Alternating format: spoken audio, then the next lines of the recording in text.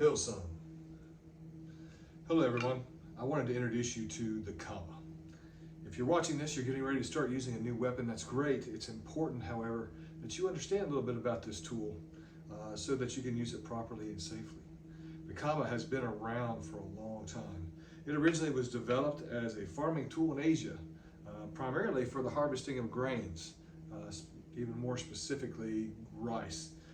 It's been used for all those generations and up to now. People still use them, but for the most part in the Americas, what you might have seen is a two-handed version that's used in a long sweeping motion. It was used to harvest wheat. You don't see that much anymore. Now mostly machines do that. The comma is a single-bladed weapon, and that blade is on the inside of this curve right here. So if you look at this curve, that's where the blade is. Now this point typically would be very sharp. These are practice commas, so they're not sharpened, but the point is still quite dangerous. The idea is you would reach out and grab the grain, put the blade behind and pull towards you. That way you could control and protect the head of the grain from damage. In Japan, when the shogunate period began and the shogun said, well, only samurais could have weapons, the farmers didn't have any way to protect themselves. And so they developed multiple weapons from the tools they used every day. So we've already talked about the bow in a different section of the curriculum. Nunchucks is another example. But the comma is one that's been around for a long time, and it still endures as a very useful tool that you can buy on Amazon or wherever you'd like, but it's also a very deadly weapon. You'll see different shapes.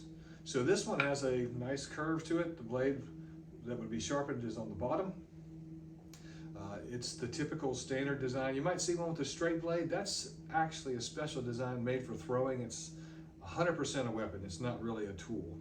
And then you might even see one that's got a really big fat blade that comes up with a curve like this. It's sharpened still on the inside of the curve, but those are used to cut down things like bamboo, something a little bit more difficult to cut than a wheat or a rice, for example.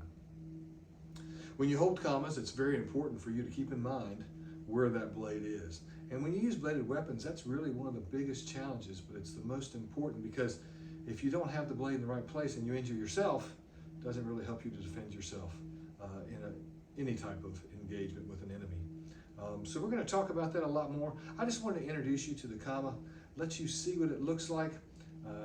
We can use just one with one hand or use one in each hand. So it's an interesting weapon, one I look forward to talking to you about some more, but welcome to the comma.